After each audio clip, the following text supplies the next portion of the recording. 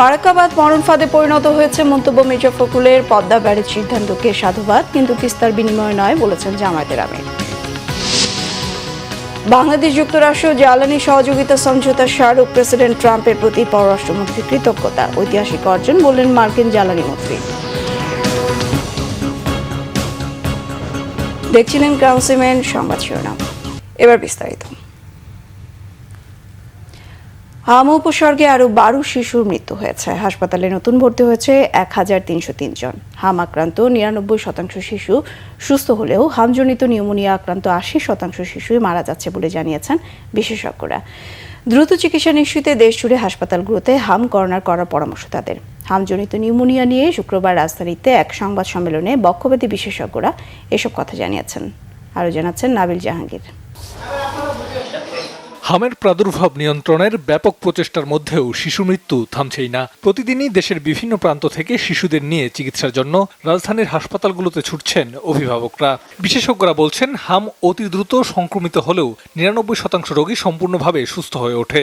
তবে অপুষ্টি হামের জটিলতাকে বাড়িয়ে দেয়। চিকিৎসার বিলম্বের কারণে ঝুঁকিতে পড়ে যায় শিশুরা। দেশের প্রত্যন্ত অঞ্চলে উপজেলা, জেলা এবং বিভাগীয় পর্যায়ে স্বাস্থ্যকেন্দ্রগুলোতে ফিভার কর্নার স্থাপনের মাধ্যমে হাম প্রবণ এলাকা চিহ্নিত করা এবং প্রয়োজনীয় স্বাস্থ্যকর্মীর উপস্থিতি নিশ্চিত করা। এবং ম্যালনিউট্রিশন যে সমস্ত বাচ্চাদের থাকে তাদের উপর যদি হাম হয় তাহলে জটিলতাটা অনেক বেশি হয়।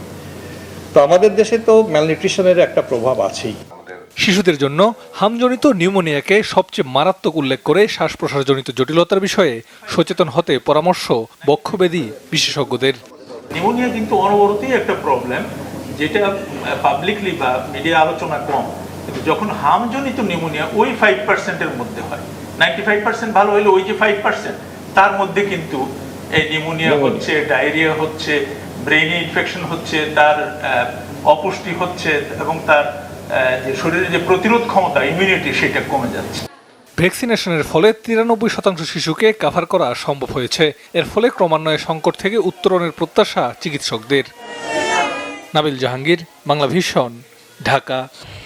এদিকে হাম পরিস্থিতি নিয়ন্ত্রণে বাংলাদেশের মতো এত দ্রুত টিকা কার্যক্রম পরিচালনা পৃথিবীর কোনো দেশ করতে পারেনি দাবি স্বাস্থ্যমন্ত্রী সরদার এম সাখাওয়াত হোসেনের। জানান, চিকিৎসা ব্যবস্থায়ও জোরালো পদক্ষেপ নেওয়া হচ্ছে। এছাড়া হাসপাতালের পরিচ্ছন্নতা, রোগীদের সেবা নিশ্চিত সহ দালালদের দৌরাত্ম্য ঠেকাতে হাসপাতালগুলোতে নিয়মিত পরিদর্শন করা হচ্ছে। গতকাল রাজধানীর মহাখালী ডিএনসিসি কোভিড ডেডিকেটেড হাসপাতালে পরিদর্শন শেষে সাংবাদিকদের এসব কথা জানান স্বাস্থ্যমন্ত্রী। পৃথিবীর ইতিহাসে এত স্বল্প সময়ে এত বিশাল একটা জনসংখ্যার জন্য এত তড়িৎ গতিতে এত প্রচুর ভ্যাকসিন আর কোনো দেশ জোগাড় করতে পারেনি, যেটা আমরা করেছি। আমাদের ডাক্তাররা অনেক পরিশ্রম করে যাচ্ছে। একটা ভেন্টিলেটর বিগত সরকার রেখে যায় নাই আমাদের হাতে, একটা মিজেলসের ভ্যাকসিন রেখে যায় নাই। শূন্য হাতে যাত্রা করেছি মাননীয় প্রধানমন্ত্রীকে সাথে নিয়ে ওনার নির্দেশ মতো, এবং আলহামদুলিল্লাহ আমরা প্রত্যেকটা জায়গায় ভেন্টিলেটর দিতে সক্ষম হয়েছি। আগামী মঙ্গলবার দিন সিএমএস দিতে 12:30টার সময় আমরা আরও 10টা আইসিইউ ইউনিট খুলতেছি, 10টা ডিস্ট্রিক্টে, এবং এটা সহ প্রত্যেকটা জায়গায় আমরা 12টা ভেন্টিলেটর এবং প্রত্যেক জায়গায় 12টা একটা করে আমরা অক্সিজেন কনসেন্ট্রেটর দিচ্ছি। দীর্ঘ 22 বছর পর আজ চাঁদপুর সফরে যাচ্ছেন প্রধানমন্ত্রী এবং বিএনপির চেয়ারম্যান তারেক রহমান। খাল খনন কর্মসূচি উদ্বোধনের পাশাপাশি ফ্যামিলি কার্ড বিতরণ অনুষ্ঠানে অংশ নেবেন প্রধানমন্ত্রী। প্রধানমন্ত্রীর সফর ঘিরে পুরো জেলায় নিরাপত্তা সহ নানা প্রস্তুতি নেওয়া হয়েছে। রাজনৈতিক নেতাকর্মী ও সাধারণ মানুষের মাঝে দেখা যাচ্ছে ব্যাপক উৎসাহ উদ্দীপনা। চাঁদপুর থেকে রহিম বাদশার পাঠানো তথ্য ছবিতে নাজমুল ইহসানের ডেস্ক রিপোর্ট। নদী, ইলিশ ও প্রাকৃতিক সৌন্দর্যের ভরপুর হলেও দীর্ঘদিন ধরে নানা সমস্যায় পিছিয়ে চাঁদপুর জেলাটি। নদী ভাঙ্গন থেকে শুরু করে শিক্ষা খাত সহ নানা সমস্যাও রয়েছে। অনেক আগে থেকে জেলায় একটি ইপিজেড ও অর্থনৈতিক অঞ্চল প্রতিষ্ঠা দাবি করে আসছিলেন জেলাবাসী। এমন পরিস্থিতিতে দীর্ঘ 22 বছর পর প্রধানমন্ত্রী তারেক রহমানের সফর ঘিরে নতুন আশায় বুক বেঁধেছেন জেলার মানুষ। এই খালে দিয়া ধান আসতো, ধান নিত, ইট বালু নিত, বড় বড় ট্রলার চলাচল করতো। কিন্তু আমরা 25 বছর পর থেকে এই পর্যন্ত দেখতেছি খালটা পুরো ভরাট হয়ে গেছে। খালটা দিয়ে চলাচল আগের মতন নাই, মানুষ চলাচল করতে পারে না, দুই সাইডে দিয়ে চাপাচাপি হয়ে গেছে। যদি চাঁদপুরে শিল্প কলকারখানা হয় বা ইপিজেড হয় তাহলে আমরা ঢাকামুখী না হয়ে চাঁদপুরে নিজেদের কর্মসংস্থানের ব্যবস্থা করতে পারবো। এটুকুই প্রধানমন্ত্রীর কাছে আসলে চাওয়া আমাদের। শনিবার সকালে চাঁদপুরের উদ্দেশ্যে রওনা হবেন প্রধানমন্ত্রী। এদিন দুপুর 12:30টায় শাহরাস্তি উপজেলার টামটা দক্ষিণ ইউনিয়নের ওয়ারুক বাজার এলাকায় উদ্বোধন করবেন খাল খনন কর্মসূচির। পরে সদর উপজেলার শাহ মাহমুদপুর ইউনিয়নের কুমারডুকি গ্রামে ঘোষের হাট সংলগ্ন বিশ্ব খাল খনন কাজের পুনরায় চালু করবেন।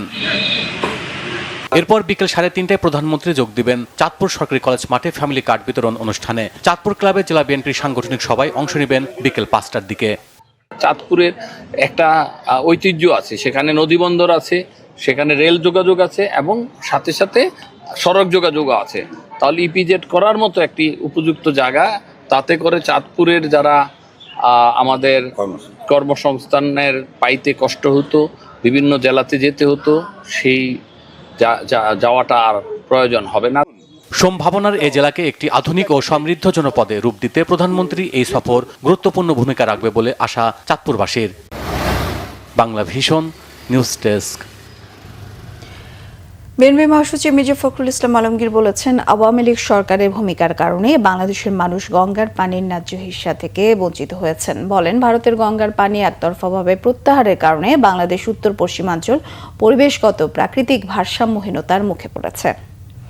ঐতিহাসিক ফারাক্কা দিবস উপলক্ষে দেয়া বাণীতে বিএনপি মহাসচিব এসব কথা বলেন। মির্জা ফখরুল বলেন, 49 বছর আগে মজলুম জননেতা মাওলানা আব্দুল হামিদ খান ভাসানীর আহ্বানে দেশের বিভিন্ন প্রান্ত থেকে লাখো মানুষ গঙ্গার পানির ন্যায্য হিস্সা আদায়ের দাবিতে ফারাক্কা অভিমুখে ঐতিহাসিক লং মার্চে অংশ নিয়েছিলেন। তৎকালীন আওয়ামী লীগ সরকার জনগণের মতামতকে অগ্রাহ্য করে পরীক্ষামূলকভাবে ফারাক্কা বাঁধ চালুর অনুমতি দিয়েছিল। পরে সেই বাঁধ স্থায়ীভাবে চালু থাকায় তা এখন মরণ ফাঁদে পরিণত হয়েছে। আন্তর্জাতিক আইন ও কনভেনশনের তোয়াক্কা না করে ভারত থেকে বাংলাদেশে প্রবাহিত 54টি অভিন্ন নদীতে একের পর এক বাঁধ নির্মাণ করা হচ্ছে বলে বিবৃতিতে বলেন বিএনপি মহাসচিব। গুরুত্বপূর্ণ দপ্তরগুলোতে নিজস্ব লোকজন বসিয়ে বিএনপি দপ্তরগুলোকে দলীয়করণ করছে, জনসেবার বদলে মানুষের সাথে তামাশা করছে অভিযোগ করেছেন জামায়াত ইসলামের আমির ডাক্তার শফিকুর রহমান। পদ্মা ব্যারেজ সিদ্ধান্তকে সাধুবাদ জানালেও তিস্তার বিনিময়ে নয় বলে মন্তব্য করেন তিনি। গতকাল রংপুর শিল্পকলা একাডেমি মিলনায়তনে সুধী সমাবেশে গণমাধ্যম কর্মীদের সঙ্গে কথা বলেন তিনি। আমির বলেন, যুক্তরাষ্ট্রের সঙ্গে হওয়া চুক্তির বিষয়ে অন্তর্বর্তী সরকার জামায়াতের সঙ্গে কোনো আলোচনা করেনি। তিস্তা মহাপরিকল্পনা নিয়ে শফিকুর রহমান বলেন, তারা পদ্মা ব্যারেজের উদ্যোগকে অভিনন্দন জানান, কিন্তু সেটা তিস্তার বিনিময়ে নয়। বিশ্বের বিভিন্ন দেশে মুসলমানদের ওপর অত্যাচারের বিষয়ে দুঃখ প্রকাশ করেন।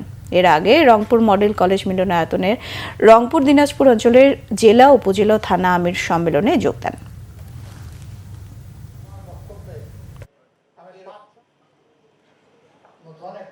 তারা গণভোটকে অগ্রাহ্য করেছে।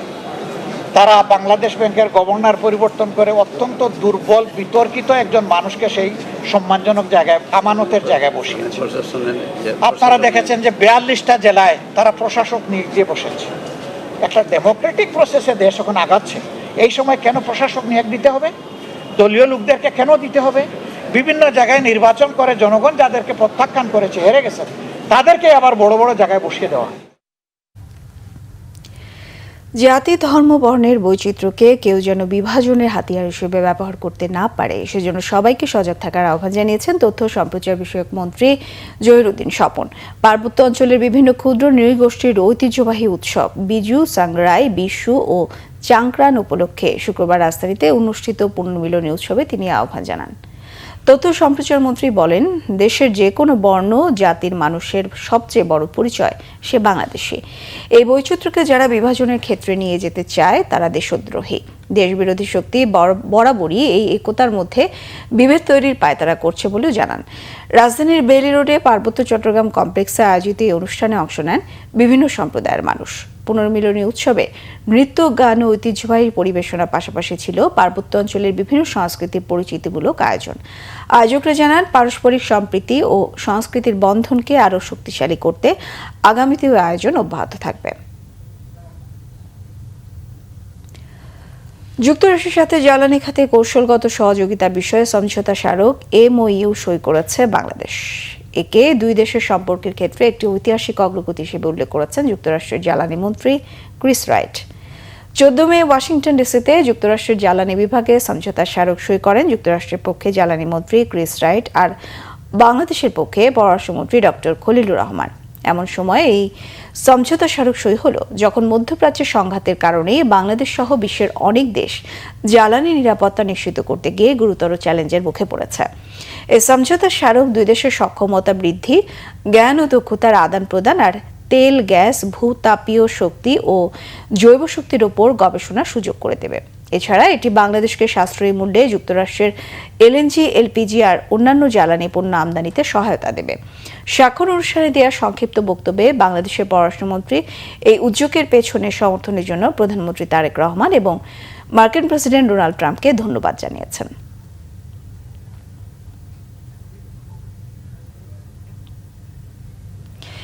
ট্যানারি মালিকদের কাছে শত কোটি টাকার বকেয়া থাকা এবারের ঈদে কাঁচা চামড়া সংগ্রহ নিয়ে দুশ্চিন্তায় আড়তদাররা।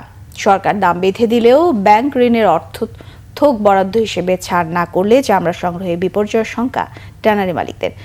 গরম আবহাওয়া ও বৃষ্টির কারণে বিপুল পরিমাণ চামড়া নষ্টের শঙ্কাও ভাবিয়ে তুলেছে ব্যবসায়ীদের। আরও জানাচ্ছেন জিয়াউল হক সবুজ। বছরে যে পরিমাণ চামড়া সংগ্রহ হয় তার প্রায় অর্ধেকের বেশি আসে ঈদুল আজহার পশু কোরবানি থেকে। মাত্র কয়েকদিনের মধ্যেই লাখ লাখ পিস চামড়া সংগ্রহ ও সংরক্ষণ ব্যবস্থা ঘিরে চলে ব্যাপক কর্মযজ্ঞ। চামড়া সংগ্রহে বিপর্যয় এড়াতে এবার বেশ আগে ভাগেই চামড়ার সর্বনিম্ন দর ঠিক করে দিয়েছে সরকার। তবে আড়তদাররা বলছেন নতুন দর কার্যকর করতে দরকার পর্যাপ্ত অর্থায়ন। ট্যানারিতে থাকা বকেয়া নিয়েও দুশ্চিন্তা তাদের। চামড়া কিনবেন টাকা লাগবে, লবণ কিনবেন টাকা লাগবে, গুদামজাত করতে যাবেন টাকা লাগবে, সর্বক্ষেত্রেই তো লাগবে।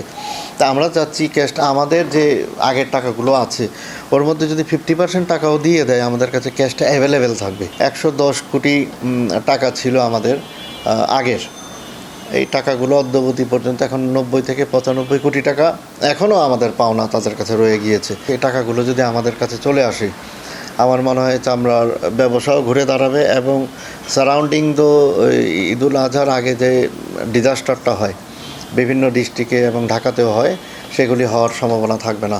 ট্যানারি মালিকরাও বলছেন শুধু আবহাওয়া নয়, বড় বাধা টাকার যোগান। বাংলাদেশ ব্যাংক বিজ্ঞপ্তি দিয়ে ঋণের শর্ত কিছুটা শিথিল করলেও তা খুব একটা কাজে আসবে না এমন মন্তব্য তাদের।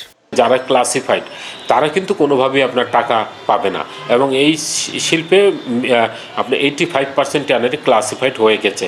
সুতরাং নতুন ঋণ পাওয়ার ক্ষেত্রে কিন্তু এইখানে যত সার্কুলারে দেখ যে ক্লায়েন্ট এবং ব্যাংকার্সের রিলেশনের ভিত্তিতে যে টাকা দেওয়া সেটা কিন্তু আপনার হবে না। সুতরাং আমরা মনে করি যে স্পেশাল প্রজ্ঞাপন দিয়ে যাতে একটা থোক বরাদ্দ কুরবানির জন্য চামড়া সংগ্রহের জন্য একটা থোক বরাদ্দ দেওয়া হয়, যে এটাকে কুরবানি অ্যাডভান্স বলেন বা এটা থোক বরাদ্দ বলেন, দিয়ে চামড়াটাকে যাতে আপনার সঠিক সময় নিয়ে এসে আপনার প্রসেস করতে পারে এবং এই রাষ্ট্রের তো মহামূল্যবান সম্পদটা রক্ষা করতে পারে। চামড়া সংগ্রহে সরকারের নজরদারি ও সমন্বিত সহযোগিতায় জোর না দিলে এবারও চামড়া সংগ্রহে বিপর্যয় নেমে আসতে পারে এমন শঙ্কা তাদের। জিয়াউল হক সবুজ, বাংলা ভিশন, ঢাকা। দেশের চামড়া শিল্প বিলিয়ন ডলারের রপ্তানি আয়ের খাত হিসেবে আবির্ভূত হবে বলে আশা প্রকাশ করেছেন শিল্প ও বাণিজ্য মন্ত্রী খন্দকার আব্দুল মুক্তাদির। গতকাল সিলেট বিভাগীয় কমিশনার কার্যালয়ে বিজ্ঞান ও প্রযুক্তি সপ্তাহের উদ্বোধন শেষে তিনি কথা বলেন।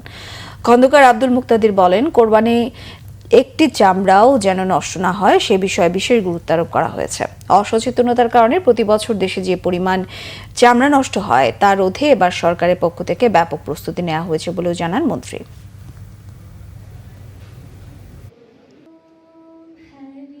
বাংলাদেশে চামড়া শিল্প বিলিয়ন ডলারের রপ্তানি আয়কারী খাত হিসাবে আবির্ভূত হবে।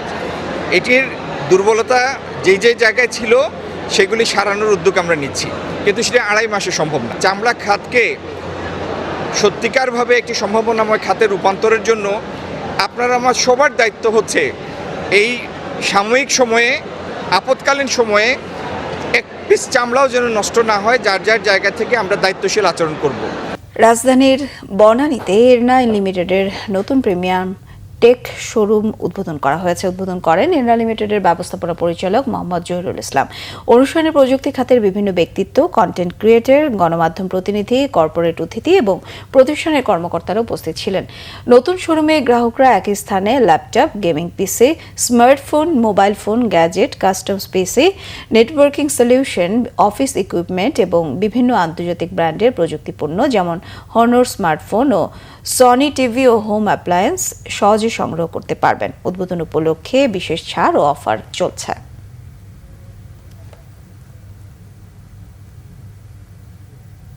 সংবাদ শেষ করব ক্রাউন সিমের শিরোনামগুলো আরো একবার জানিয়ে। ফারাক্কাবাদ মরণ ফাঁদে পরিণত হয়েছে মন্তব্য মির্জা ফখরুলের। পদ্মা ব্যারেজ সিদ্ধান্তকে সাধুবাদ, কিন্তু তিস্তার বিনিময়ে নয় বলেছেন জামায়াতের আমির।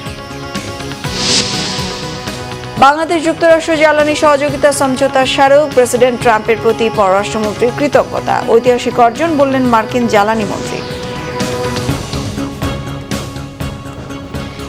এই ছিল এখনকার মতো। পরের সংবাদ সকাল 7:30টায় দেখার আমন্ত্রণ রইল। এছাড়া বাংলা ভিশন সংবাদ ও সংবাদ সংশ্লিষ্ট অনুষ্ঠান দেখতে ভিজিট করুন www.bbnews24.com ও facebook.com/banglavisionnews। সাবস্ক্রাইব করুন youtube.com/banglavisionnews। সঙ্গে থাকায় ধন্যবাদ।